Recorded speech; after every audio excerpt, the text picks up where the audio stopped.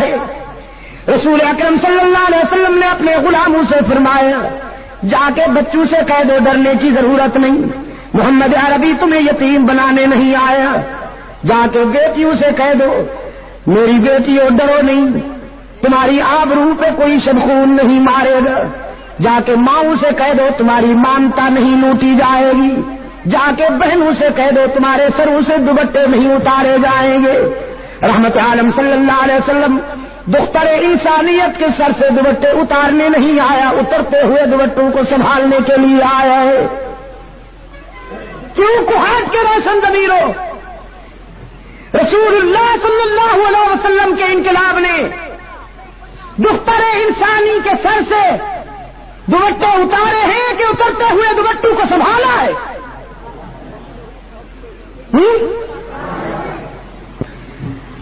اور دور حاضر کا مستشرق جدید مفکر، اے کاش کہ اسے اتنا پانی ملتا کہ وہ ڈوب کے مر جاتا۔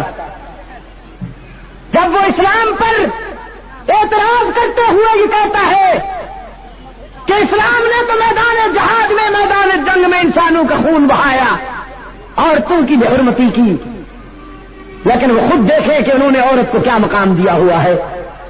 مغربی سوسائٹی کی عورت کھلونا بن کے رہ گئی ہے، اس کو عورت کہتے ہوئے بھی حیا آتی ہے۔ لیکن رحمت للعالمین صلی اللہ علیہ وسلم کے انقلاب نے عورت کو یہ مقام عطا فرمایا۔ حضور نے فرمایا عورت بیٹی ہوتی ہے، بہن ہوتی ہے، بیوی ہوتی ہے اور ماں ہوتی ہے، ڈانسر نہیں ہوتی۔ اور جب ڈانسر بن جاتی ہے تو وہ عورت نہیں رہتی، پھر غلاظت کا مجسمہ ہو جاتی ہے، پھر وہ بدبو کا ٹینک ہوتی ہے، دنیا کی بدترین شے بن جاتی ہے۔ یہ چار مقدس رشتے ہیں عورت کی فطرت میں، بیٹی، بہن، بیوی اور ماں۔ رحمت عالم صلی اللہ علیہ وسلم نے فرمایا عورت جب بیٹی ہوتی ہے تو اس کے سر پہ عفت کی چادر ہوتی ہے،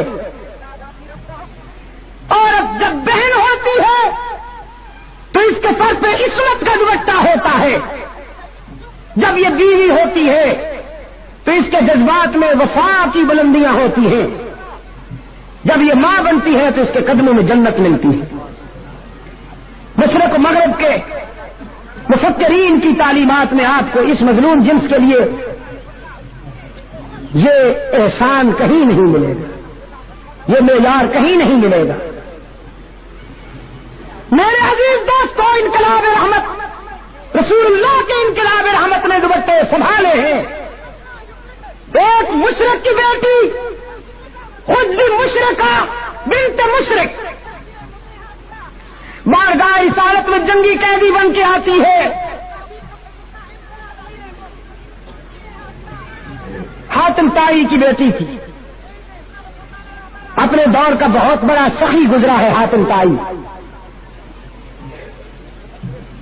ایک مرتبہ شہید کربلا حضرت حسین رضی اللہ تعالی عنہ نے فرزند حاتم سے کہا جب وہ مسلمان ہو چکا تھا کہ میں نے سنا ہے تیرا باپ بہت سخی تھا۔ حاتم کا بیٹا کہنے لگا حسین واقعی سخی تھا، میرا احترام کر، میں بڑے سخی باپ کا بیٹا ہوں۔ حضرت حسین مسکرائے اور فرمانے لگے میرا بھی احترام کر، میں بڑے سخی نانے کا نواسا ہوں۔ حاتم کا بیٹا کہنے لگا حسین میرا باپ اتنا سخی تھا کہ اس کے گھر کے 10 دروازے تھے اور مانگنے والے کو ہر دروازے سے کچھ نہ کچھ مل جایا کرتا تھا۔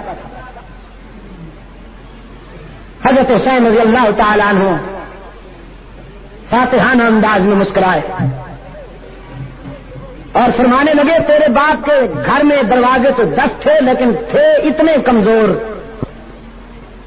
کہ سوالی کو ایک دروازے کے بعد دوسرے دروازے کی ضرورت پڑتی تھی، پھر تیسرے پہ جانا پڑتا تھا، پھر چوتھے، پانچویں، چھٹے، ساتویں، آٹھویں، نویں اور 10ویں دروازے کی ضرورت پڑتی تھی۔ میرے نانے کے در پہ جو سوالی جاتا، میرے نانا تو اس کو ایک در پہ پہنچا دیتے اور وہ دروازہ اتنا مکمل بھرپور تھا کہ جس سوالی کو وہ در مل جاتا تھا پھر زندگی بھر کے لیے کسی دوسرے دروازے کی حاجت ہی نہیں رہا کرتی. وہ در بڑا مکمل ہے اور وہ انسان بڑا خوش نصیب ہے جسے وہ در میسر آ جائے. اقبال اسی لیے کہتا ہے کہ وہی سجدہ ہے لا کے اہتمام کہ ہو جس سے ہر سجدہ تجھ پر حرام. تو میں عرض کر رہا تھا کہ وہ بنت حاتم رسول اللہ صلی اللہ علیہ وسلم کی خدمت میں حاضر ہوتی ہے